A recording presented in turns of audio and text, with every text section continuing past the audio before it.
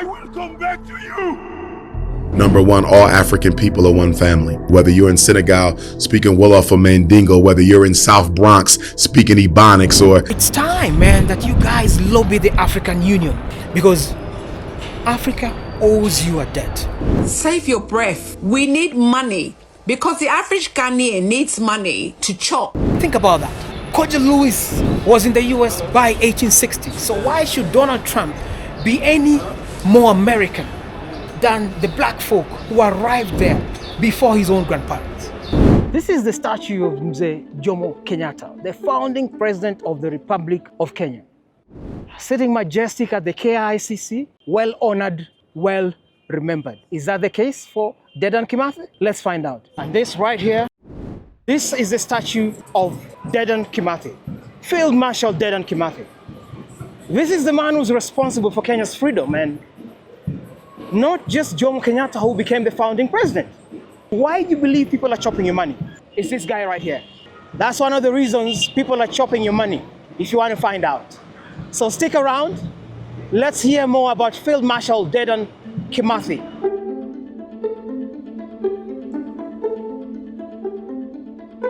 Good morning, good people. It is a bright new morning in Nairobi, Kenya. And the question that I'm asking today is, what is the deal? Is it that the black diaspora are not interested in claiming their African heritage? It's a valid question because the truth is, from the last video that I did, Africa don't want us back on the continent. There's a lot of comments that have come up about, black diaspora saying they are not African of any shade. Not all black diaspora, some out there say they are not African. But the question I've got to ask you is it possible that for the reason that you have not claimed your African heritage, that therefore you are facing problems with visas, you are facing problems with having to pay for your citizenship? And just hear me out. Don't rush to anything, man. Don't rush to anything yet. Because the truth is that black diaspora out there have faced a lot of trouble coming onto the continent, having to pay visa fees, and like the video that I reacted to the other day, the sister there was talking about returning home and mother asking you to pay something. If this is home, why isn't our citizenship automatically given to us? And this sister here is saying that don't be fooled with Africa. Don't be fooled. That Africa is all about chopping your money, like my West African brothers and sisters say. And if Africa really is honest about inviting its children back home, like my sister is saying, Africa has got to do better. So let's delve into this, and please just exercise some patience. This is something that we need to talk about. I think it has been denied for the longest time. It has been swept under the carpet. It needs to be talked about. We need to tease it out, man. We need to tease it out. And the reason I have chosen this street is to celebrate a man, a hero that I am sure that a lot of black diaspora do not know. A man who is forgotten even by Kenya, his homeland. And that really is the crux of the matter. That we have a hero, and this hero has not only been forgotten, this hero was buried in an unmarked grave. And to date, we have no idea where that brother was buried. The man I'm talking about is right here, man. This statue right here. The man here is Dedan Kimathi, a freedom fighter, a field marshal who headed the Mau Mau, but was soon forgotten. That is the man who brings us to town today. So this very short street, this is Kimathi Street. This is Kimathi Street. It's very short. I bet, Usain Bolt could do maybe 10, 15 seconds along this street. That's how short it is. But yet, this very short street is packed with so much history, I can tell you, man. It is packed with so much history. This street captures the independence of this country. It captures the freedom of Kenyans. So a brief story about Dedan Kimathi. Dedan Kimathi, born in 1920, ended up becoming the freedom fighter that Kenya never celebrated. And here is the challenge. Dedan Kimathi's statue sits at the junction of Mama Ngina Street to this direction. Mama Ngina Kenyatta, note that name. And this direction, you've got Kenyatta Avenue. So that right there is the paradox. So how does this connect? How does this story connect with you guys? It is the colonial legacy.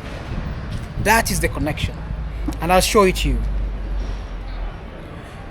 When the British left, or the other colonial powers left, for example,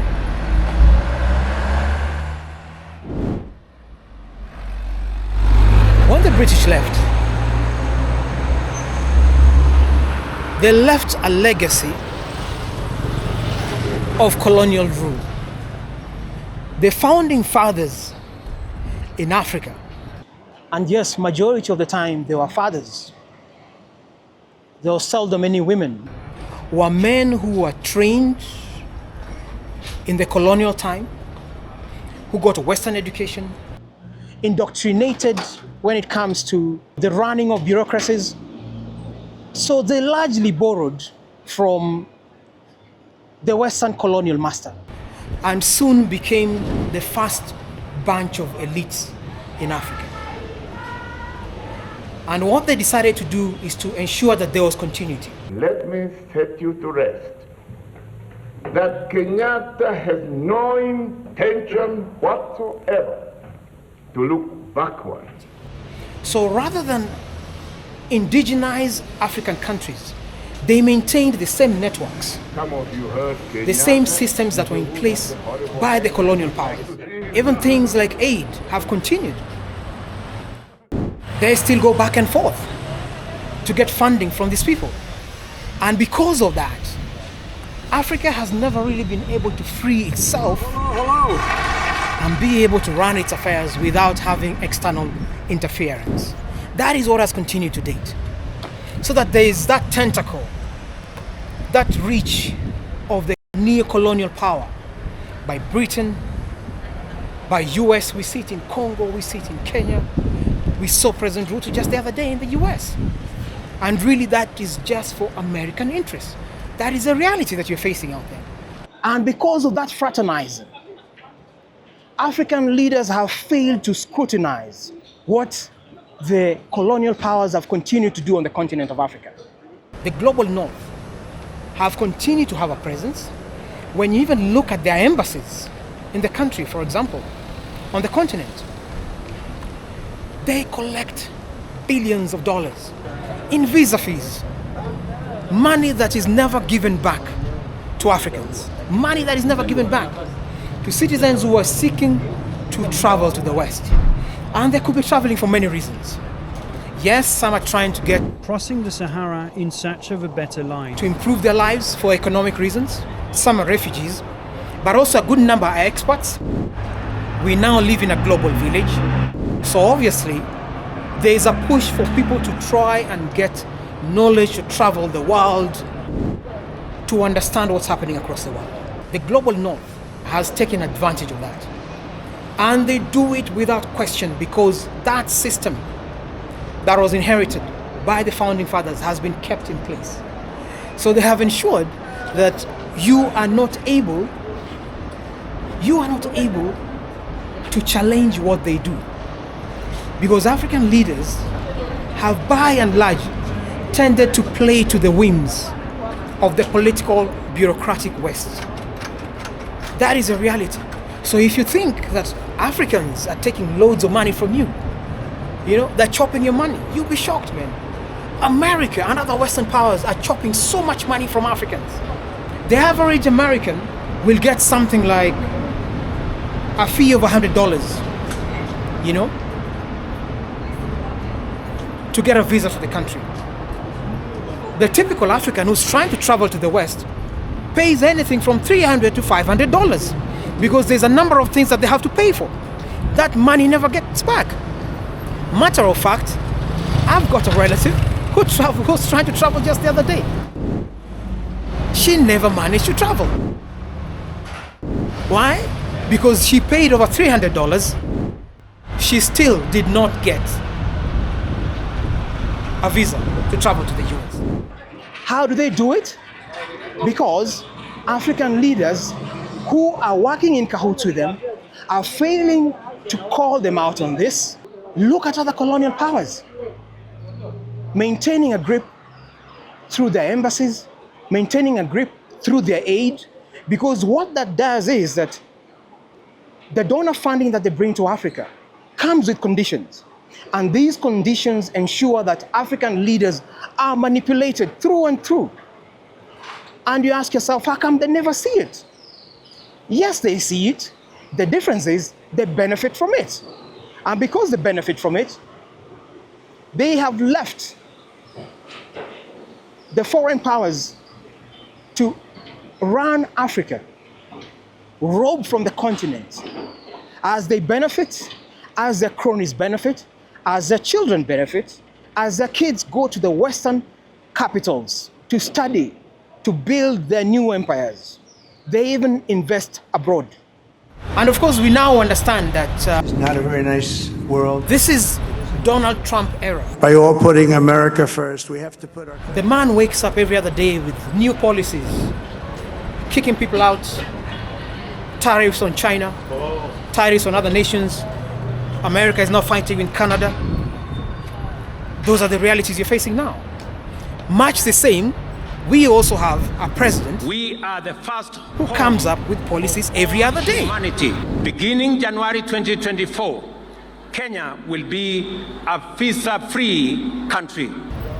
So it is not different. The thing that you need to note is that nation states seem to have the same DNA. They seem to have read from the same script, behave much the same. And so the interconnectedness of these countries remains intact. That is why you will constantly face these problems. And I have suggested to you that perhaps it is time you push for your African heritage because it rightfully belongs to you. And this is only to the extent of those who have a connection to the continent. I mean, if you don't have a connection to the continent, or you believe that your lineage is nothing African, respectfully, I think that's your business as well, and you have a right. Yeah? You have a right. But from the comments I'm seeing, there are so many brothers and sisters out there who are embracing Africa, who would love to connect, who would love to travel. Welcome to Nairobi, man. Come on, come on. It is time you claim that heritage. If you look at Kojo Lewis or Luwale Kasola and his descendants in Mobile, Alabama, they have a direct lineage because the brother was taken from the Dahomey Republic only in 1860. He died as recently as 1935. So they definitely have a direct connection and they ought to claim it. They ought to claim it. Let's cross town, man.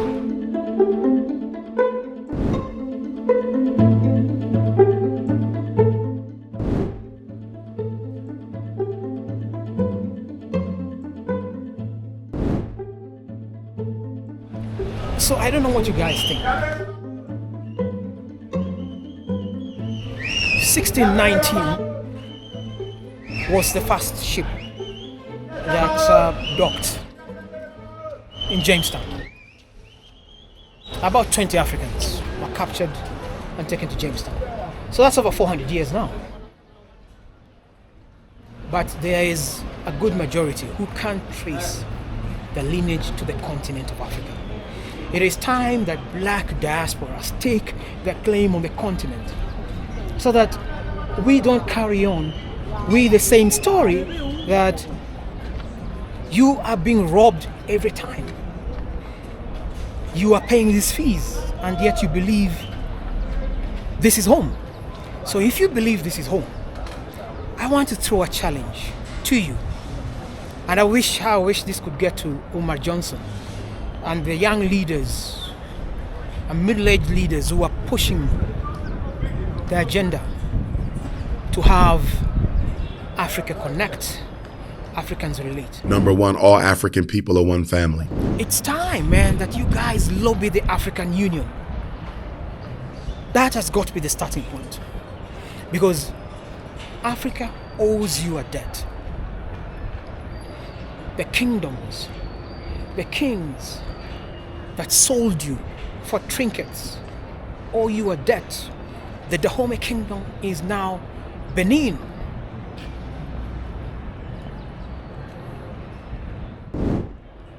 Kojo Lewis was from Benin. That family is owed a debt. I don't even know why it's a conversation about citizenship. Yet it can be traced that you are from there. That is what you guys need to do, man. You know? Please share in the comments. Would you want to? Is it a possibility? I believe it is. Should you do it? I think you should.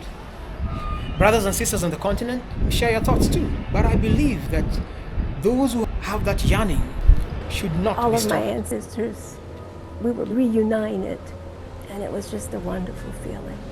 It is time to claim that dual heritage, because the truth is, because you are taken away forcefully and you have built America, you have built those Western capitals, you therefore also own those countries.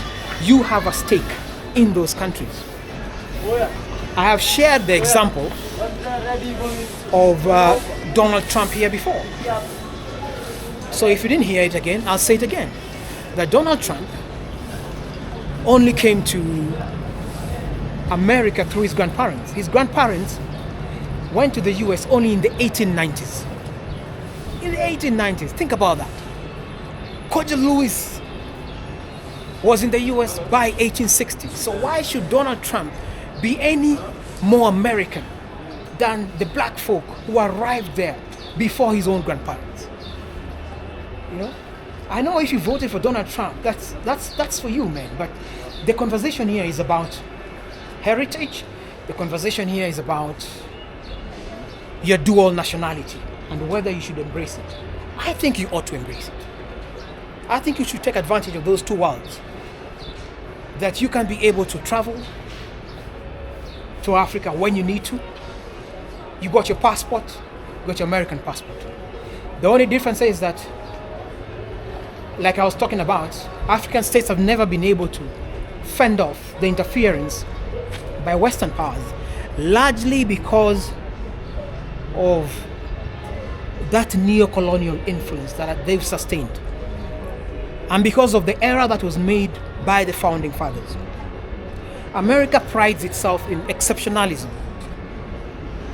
That's America's deal. Every country has got its own power. But if you look at that whole concept of exceptionalism, it really ties with the whole idea of, we are the best. But who is that we? Our Indian natives of America, our black natives of America, our former slaves of America, part of that we, in that narrative. Are they part of that? Are you guys part of that? Especially for those who are saying they have no links to the continent. Think about that. Are you part of that? That is the whole supremacy thing that is always pushed. That is the DNA, because if Columbus arrived and found blacks on the continent of America, and then suddenly suggests, as other Europeans are saying, that they founded the New World when other human beings already existed there. That's a fallacy, man. It's a fallacy. Human beings already existed there. Certainly Indians, blacks already existed there. So that is something that you have to confront, something that you have to acknowledge. That the framers even of the Constitution talk about all men are born equal. But America through the years has demonstrated that there is a certain section of men and women who are lesser human beings. It's not me. It's what we have seen also portrayed in the media. We have seen how our brothers and sisters have been put through a lot of anguish, pain, in a country that they have helped build. Is it not time for you to claim your heritage on the continent of Africa? I think it's time for you to push the African Union, push African countries, get your dual citizenship. It should work to your advantage, so that we can't keep thinking that our brothers and sisters are busy chopping your money. I can tell you, those who are, hustling you at the airports and things, that's just an economic question. People are trying to get by. They are trying to feed. That's everywhere. Much the same way that you will notice that there's crime all over the world. Whether you're talking about Skid Row, or you're talking about other places like Madara in Kenya or Soweto, it is not unique to Africa. These things are obtaining because of the imbalance in society, the disparities that exist, the policies that fail to acknowledge marginalized communities. That is a problem we're experiencing, man. So think about it, man. The challenge, of course, that leadership from across African diaspora and continental Africa will have to avoid is the tragic chapter of what happened in Liberia. Africa's oldest newly independent country back in the day, 19th century, founded by former slaves, and which sadly plunged into a civil war. The reason being, or part of the reason being, that the indigenous population felt the returning former slaves dominated the political scene. And obviously America had a hand to play in it, supporting Samuel Doe. I've done that story previously, so you can check it up here. And it exploded. Africa, I think, is more than welcome to, the black folk out there. So the idea that we are ripping off, I think, is an American thing. And certainly the American embassies are ripping us a lot more than you would imagine. They possibly do not run their embassies from tax in the US. The billions of dollars that they raise here is enough to run the embassies, to pay the salaries here.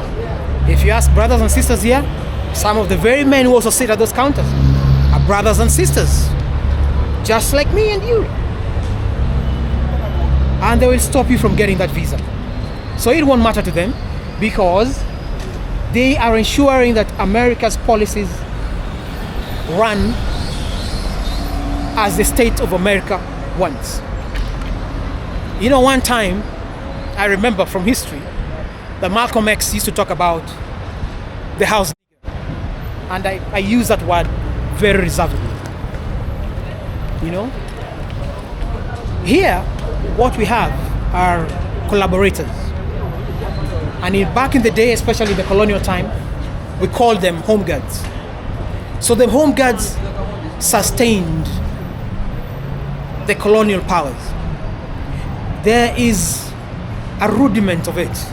There are vestiges of it, even amongst African populations and certainly amongst black populations in the West, doing the bidding for the European powers, doing the bidding for the colonial powers, and doing the bidding for a system that works to serve the interest of a minority few who believe America belongs to them. Guess what? Africa belongs to us, and it belongs to you guys too. So if you want to partake, please do. All right? So I hope you've enjoyed the walk in Nairobi, the layers, the different things you've seen. And I'm just trying to bring Africa closer to you, because you may not be able to come, but a glimpse of the continent can help you consider it, think about it. Those who do not want to come, by all means, they're entitled to that decision. This is definitely Afrocentric, man, coming to you from Nairobi. Many, many thanks for watching. We are growing, and the tribe is saying, bring more. More than happy to share more stories from the continent, from Nairobi. The whole idea is to help guys connect better, have a better understanding of the continent, and celebrate what is Africa. No apologies over that. So many thanks. We'll see you again. I am definitely out. Oh, and by the way, I'm just crossing the former US Embassy in Nairobi. This was bombed out. I'll do this story perhaps in another episode. Many thanks. Peace and love.